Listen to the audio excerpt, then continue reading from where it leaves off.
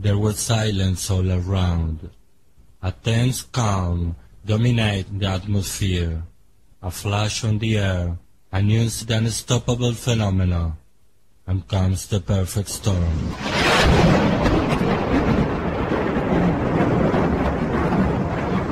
The conquering lion shall break every chain. Ethiopia, royal nation, 12th kingdom. Ethiopia, poor people, national and international freedom-led government. Melchizedek, righteous kingdom. Black supremacy government for the poor and have-nots. United Black Wealth sovereign nation. Lord of hosts, I am the I am. Repatriation internationally. The fifth kingdom of Jesus stands for equality and justice for all people. Ethiopia Africa Black International Congress, Church of Salvation. The Sabbath to be kept holy, Freedom Redemption International Repatriation. The Poor People Government internationally through human rights. Black Congress, King of Salem. The people above all kingdoms stand governmental, statical, parliamental, churchical, and sabbatical. Formerly at 54B Spanish Town Road, now headquartered at 10 miles Bull Bay, PO St. Andrew, Jamaica. Mission of the King, victory of good over evil. 12th of November of 2013. Blessed love, my Lord and Empress, Prince and Princess. Welcome to the perfect storm. Broadcast on Black King radio station's website, blackking.net-radio. Give time for life, health and strength, unto our mighty life giver, the Black Christ in flesh, King Emmanuel Charles Edwards VII. I pray these words will reach the audience and family around the world with the best of the health. In today's episode, we'll have an interview with the Royal Congregation of the AVIC in Ghana on the topic of economic development. We reasoned with the Honorable Priest Turk and Honorable Priest Bonix and John Matthew, just to name a few. And in partnership with the United Nations Radio, we present an interview to Dr. James Braxton Peterson, Director of African Studies at Leeds University in the United States, during his participation in the recent United Nations meeting on the African peer review mechanism adopted by leaders of the African Union in 2003 in a meeting in Abuja, Nigeria. Also an interview with Honorable Chenoba, Campaign Coordinator to Youth Engagement at the Global Business Coalition for Education. All this accompanied by Nyahbinghi music, words on power to bring down the walls of Babylon. Jobia, Jah, Rastafari.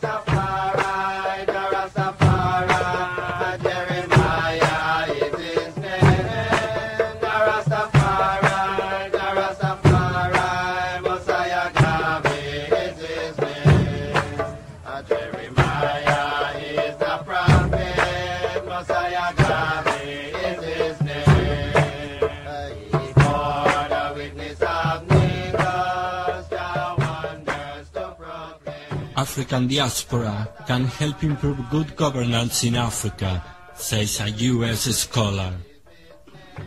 The African diaspora can provide resources to help Africa as it works to improve good governance, according to Dr. James Braxton Peterson, Director of African Studies at Leeds University in the United States, has told Unite Radio recently.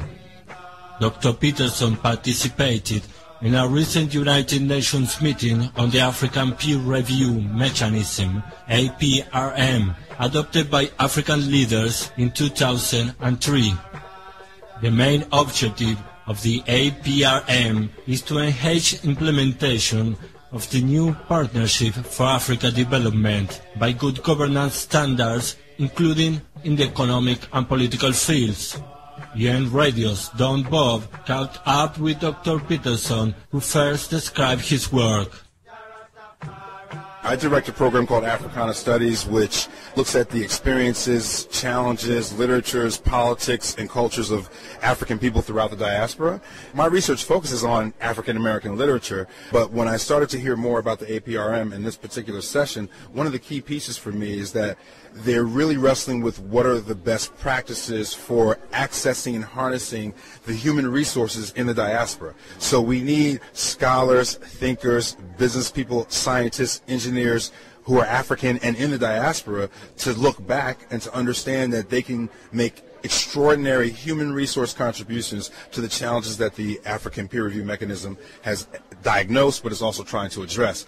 I'm interested in what kind of innovative tools we can use to close the gap, to open up lines of communication between these different experts who are in the diaspora and bring to their attention that the APRM needs them, the continent needs them, and if we could find a way to facilitate that, I think that would go a long way towards supporting the APRM's efforts. Obviously, the continent has made progress and is making extraordinary progress at this time.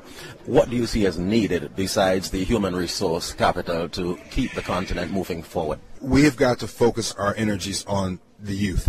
70% of the continent's population are young people below the age of 30.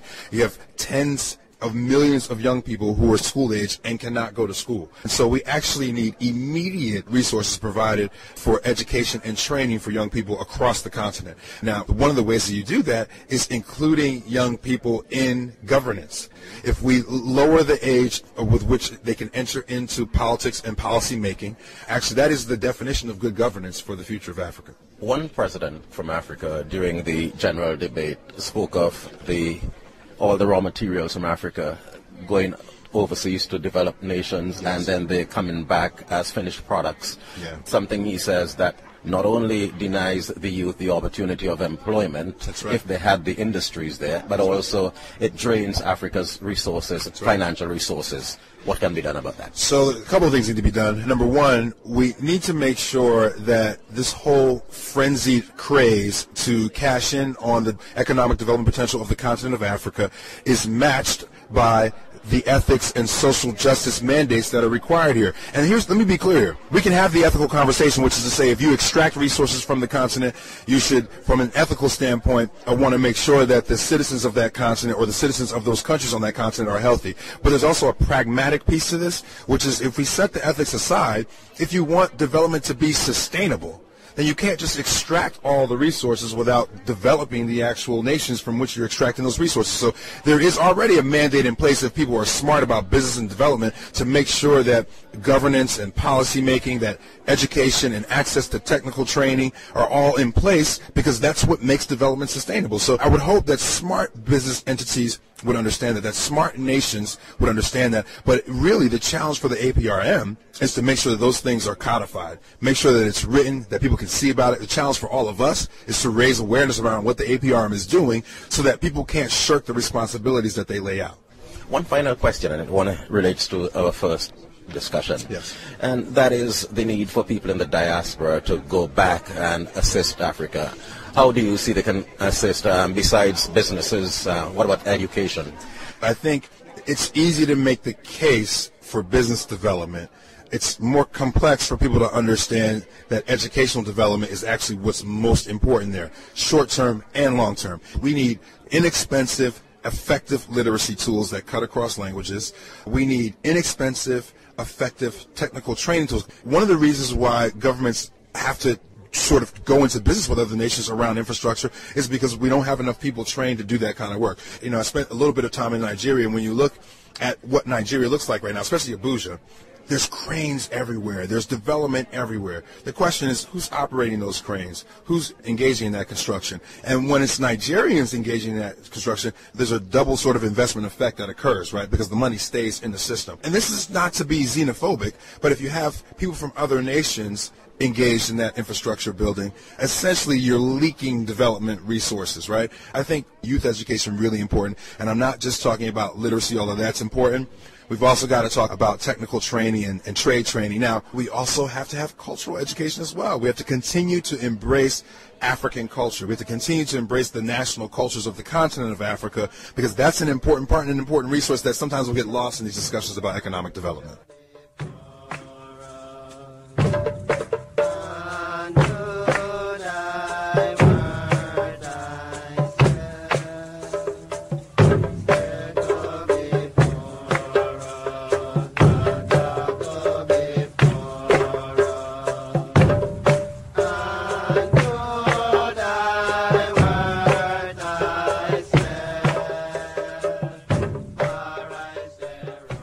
African youth called for action on African peer review mechanism.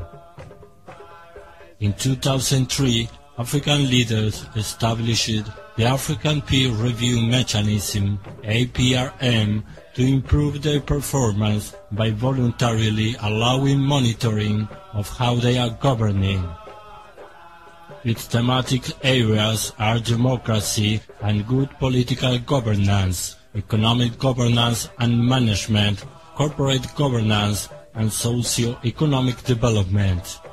Shannon Ba, campaign coordinator for youth engagement at the Global Business Coalition for the Education, attended a recent event at UN headquarters in New York to mark the 10th anniversary of the APRM. UN Radio Don Bob caught up with a youth activist who was once a refuge from Sierra Leone and first asked him about his participation in the event. I was invited here to basically represent and convey the views of young people around the entire APRM process and how young people view the process so far and what can be done to enhance it going forward. And I've just been conveying very strongly some of the views that I hear from young people across the continent, and also as a young person myself, some of my perspective around governance and development issues in Africa, and particularly looking at the future. And what are the views of these young people? Well, I mean, the APRM is obviously a welcome initiative.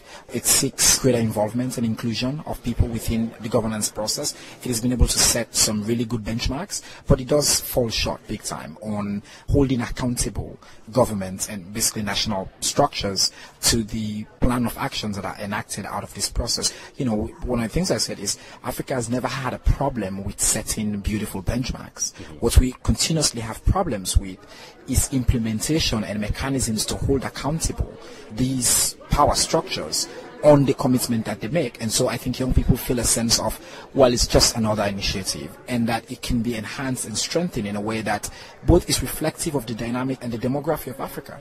One of the big things I said actually is as well that the continent has 70% of its population under 30 years, and you look at within the entire structure, there's nobody that can claim that's below 30 years or even below 35 years. So there's also a huge gap between what is articulated as an aspiration, but also what we're beginning to see. And so what I think people are craving for and calling for is for this to be used as a platform for action, not just the creation of further lofty goals. What sort of suggestions been made to governments to involve the youth? Well, I think that, you know, within this structure, you also have to enhance youth participation. You have to have capacity built. And one of the problems we have in the continent, as you know, we have a huge illiteracy level, we have a huge unemployment rates, health sector is not functioning well, there's not a lot of investments by governments in secondary education and post-secondary education. So I think one of the critical intervention areas that's needed to actually enhance youth participation is first building on the capacity of young people.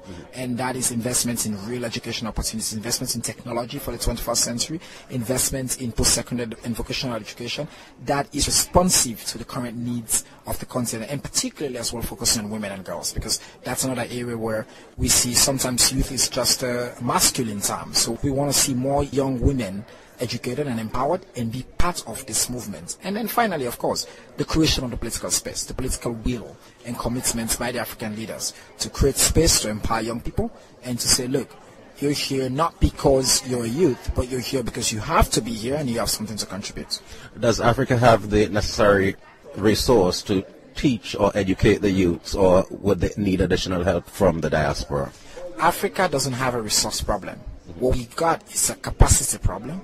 a political problem, a structural problem that kind of rears its head in corruption and the lack of opportunities that run through the continent. So it's not a resource problem. It's a resource scandal. We're still discovering oil in Sierra Leone a couple of weeks ago. So what needs to happen in terms of the human capacity resource, that's what you're referring to, of course. I mean, Africa's got to see, the continent's got to be seen not just as the people that are currently inhabiting the continent, but we should also be thinking about also seen as enhancing and utilizing the remarkable talents that we have as well within the diaspora. But I think that the structures to enhance that interaction, to take advantage of those opportunities, need to be built from within the continent and needs to come from the political leadership through NEPAD and through institutions like the AU. Has this recommendation been sent to the leaders in Africa? Well, we hope so, because today I think these points have been made loud and clear, and the young people have been very active as well in all the AU sessions that are happening and the next 50-year planning of the African continent. As young people have been saying it at the AU summit recently, and they've been saying these points time and again. It's just a question of the leaders actually listening to these and taking actionable progress to enhance this. So programs like this, but as part of NEPAD's week of activities, would you say that they're actually useful in sending the message to African leaders? I think whenever you create opportunities for interaction, it's absolutely useful. I think this kind of dialogue, this kind of interaction is essential. And I think, yes, we need to take it from this stage to the next level, where we're then moving beyond just creating these interactions, but then acting on the beautiful and amazing ideas that come out of these.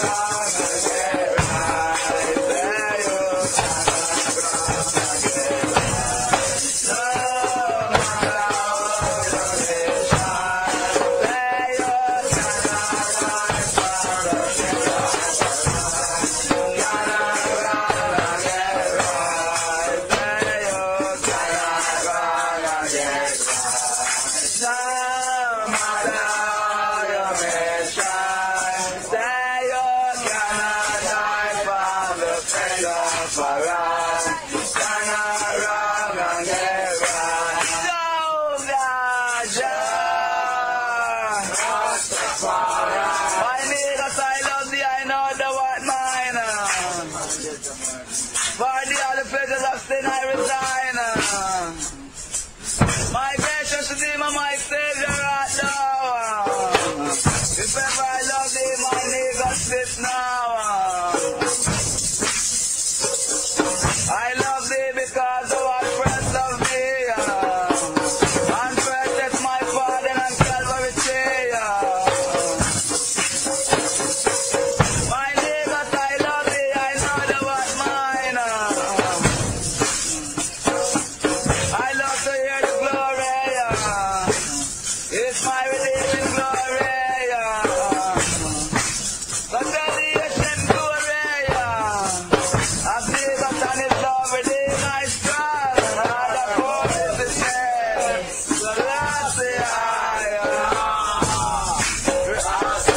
Really mighty and the strength. That's where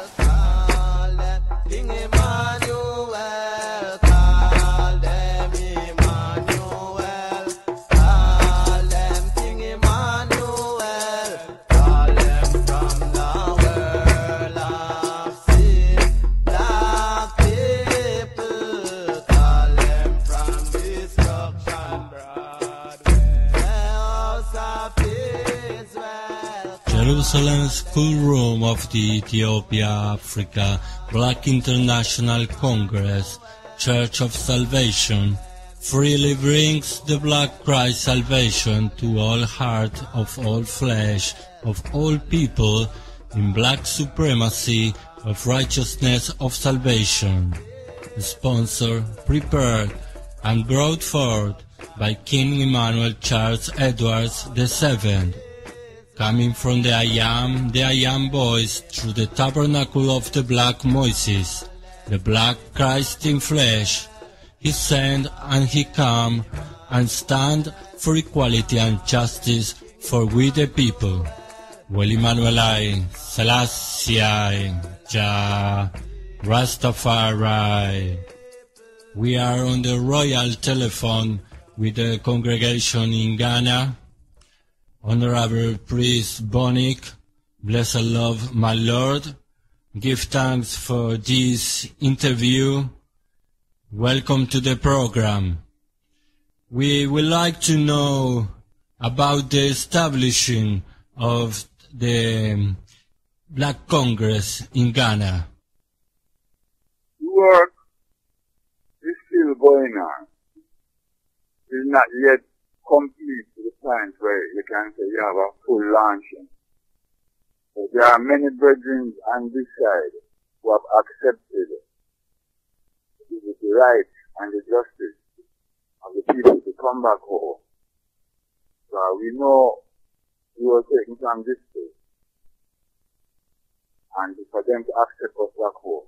So many of them have come to accept the Black Christ and his ways and his commandments, knowing that for everyone.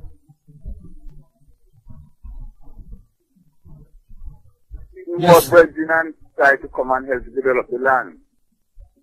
Place is big. Place is big, man. Big. So one time you must send some of your brethren to come and look and see what can be done, what connection can be done. So the place is vast, huge. I know where you are is also big, but this is the mother, this is big. We need more man on this side to come home and develop, come and do business, come and invest, you know. Not only in the church also, but also in their private development. You know, there are plenty of opportunities, you know, especially for young people on this side, you know. True, my Lord. And we are talking of development, and of course we are talking of different fields of development, agriculture and industrial and private, and also statistical project to uplift the Congress. Especially in the area of agriculture, but also agro-processing, canning, freezing, you know, those type of stuff. Plenty of things are here, but they're not being processed. So a lot of it goes to waste. So those are areas that are open, you know. To my Lord. And how can the brethren and sisters contact the EABIC in Ghana if someone have a project to develop in Ghana? At the moment, either contact either myself or Prince Bunny. Because the office in Tafo is not functioning properly. Therefore, someone will have to direct you in a private way. You know? My Lord. Like I said, there is still room for private development as well as church development. You know? Development is in two fields. The strength of man is the strength of the church. That's why we encourage you to come home and develop. You know, because once you are here, you are also the church. And soon you are here, the church will also become stronger. True, my Lord. And also, there is different micro businesses, man. I mean, generation that is coming, everyone is going to want to do farming. Some people want to run office. Some people want to do printing. There are all those type of businesses open in Ghana. Whereas, they come into the country, you can also start a business. See? As my lord said, within the church, really, agriculture is what the church, take for example, there's land in the church which is around 30 acres. Which a plan was drawn up that we could put in mango, coconut, and orange as a business investment. The church plan, where the church gets something, the people who are investing also get something out of it. There are those opportunities within the church infrastructure, but the church has that one already. And oranges, mangoes, and coconuts, those types of infrastructure can put in. Because that's what is taking the place now. If someone interested in investing in that area, then we could have discussed with them. And the church gets some, and whoever has invested get a portion out of it. Because someone can put that to get some type of return. You know? So that's investment within the church infrastructure. Because the church is around 30 acres, which they want to develop in agro-business. Like I said, maybe 10 in coconut, or another 10 in mango, another 10 in orange. They get a percentage. Person who invests get a percentage also. That become a win-win for the two people, you know? True, my Lord. There were just a few wrong conceptions about Rastafari development, and some even saying that the Boba Shanti man or the Rastafari man don't use a cell phone or computers. So there is a image, prejudice about how to develop Africa. You see, Imbuko man is the ancient man and is also the modern man. That's why what Imbuko is the ancient and the modern. So without the modern, the words of King Manuel would not be documented. And look at the hearing them now. Without the modern, we wouldn't have tapes that hear voice and recording of the man and CDs and things. We couldn't ever go into the modern. It's the youth then who understand the modern have to step forward and show the good use of the modern. For example, when we went to Jamaica, most of the ancient man them wasn't so much into pencil and paper. The youth was coming, who then go to school and wasn't afraid of pencil and paper and computer. Them write documents. When King Manuel talk, them write documents. These documents is benefiting us now. So we couldn't say, we're not going to embrace use of computer and the use of it. But if the proper use of them, that is good.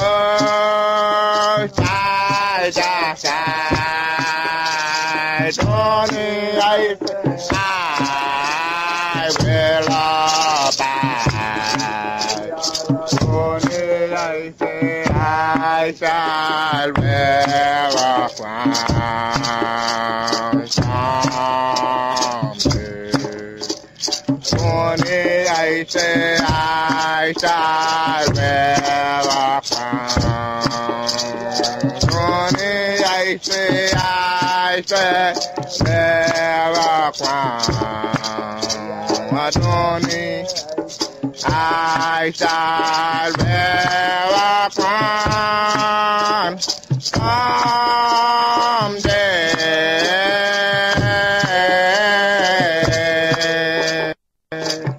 While I say close, side to side, I say I will abide. Only I say I shall never find someday. Only I say I shall never find. Only I say I shall never find. Only I say I shall never find. Someday.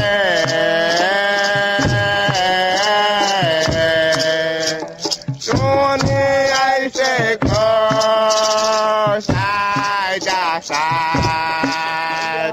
Only I say I will abide. Only I say I shall never find. God bless us, God help us, and be merciful unto us. The Rastafari God His face to shine upon us. See last Rasta. Who shall receive the blessing from Pariah? Him that walk in uprightness and his righteousness all the days of his life. A crown of glory shall thou wear in Zion. A crown of glory thou shalt be a conquering lion. Hail him mighty, hail him strong. Our God of Abraham praise. Ancient of ever living days.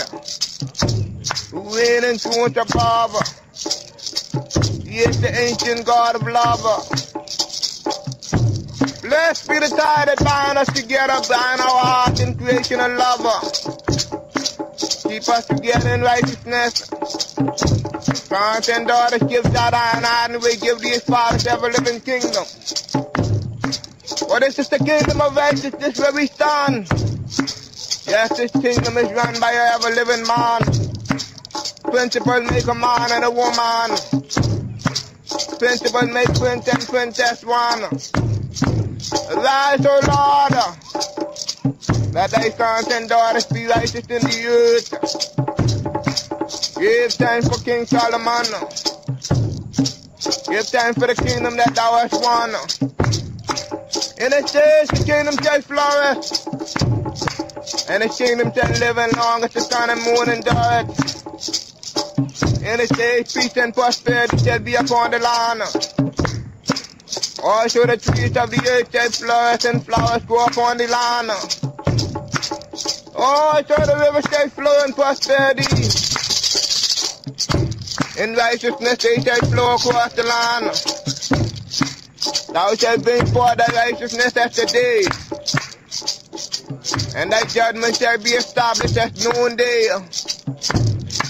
I shall wear a crown, I shall wear a crown. Yes, Rastafari, sons and daughters shall wear a crown. Close by your side we shall abide. Keep me a star full of thine, O the Most High. Keep us a star full of thine eye, O the Most High. Rise, O Lord, let not men prevail. Let the heathen be judged in thy sight. Put them in show, Lord, that the nations may know themselves to be but man. See, Lord.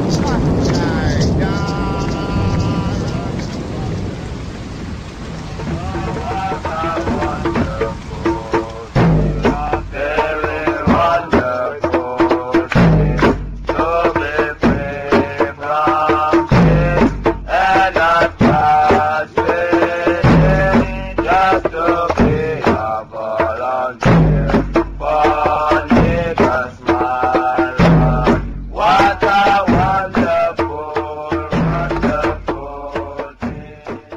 We have reached the closing segment for the episode. Give thanks for the patience and listening. I hope you have enjoyed the show as much as I have. Thanks for the good company. Black King Radio Station will continue with 24/7 Nyahbinghi music non-stop, broadcasting 4 wings of the earth. Nigo sent his love to the royal audience and those who take part in this episode. And with his love, he sent words of salvation and more Nyahbinghi music. We abroad will aid those at home, and those at home aid us in exile, Egypt, Jamaica, to return to our true nationality, our homeland, Black Ethiopia, Africa. We meet again next Tuesday at 9 p.m. England time with a new episode of The Perfect Storm, broadcast at blackking.net-radio. Remember the Sabbath day to keep it holy, according to Exodus chapter 20 and 31. Nigo sees love, let us all love. I am Honorary Priest Frederico of the Ethiopia Africa Black International Congress, Church of Salvation.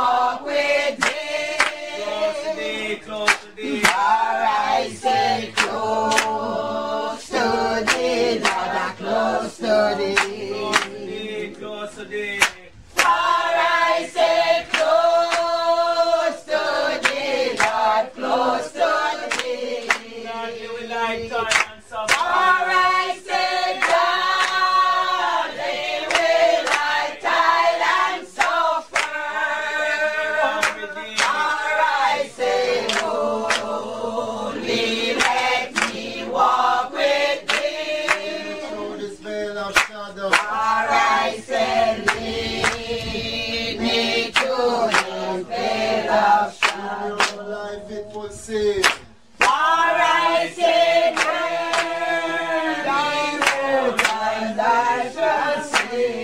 and the gate of life eternal. I say, join the gates of life eternal. I say, I enter, Lord, with thee. Close to thee. I say, close to thee, Lord, close to thee. Close to thee, Lord, close to thee. Come here. I say, close to thee, Lord, close to thee. The gate of life eternal. I say, burn the gates of life eternal. I say, bring I enter, Lord, with thee.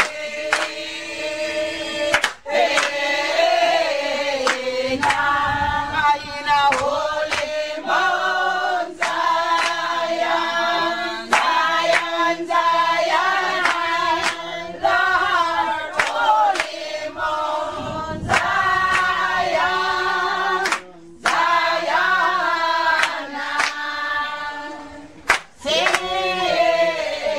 Selah, Selah, Selah.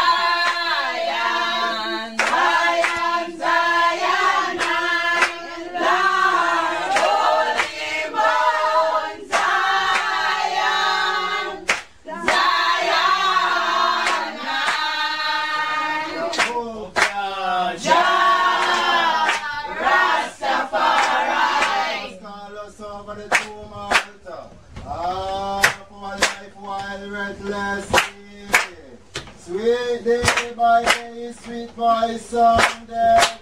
Say me Israel, follow me. And I, Selassie, I, Jah, Rastafari. Prince and princess shall come out of Egypt. We Ethiopians shall stretch forth our hands unto God, Selassie, I, Jah.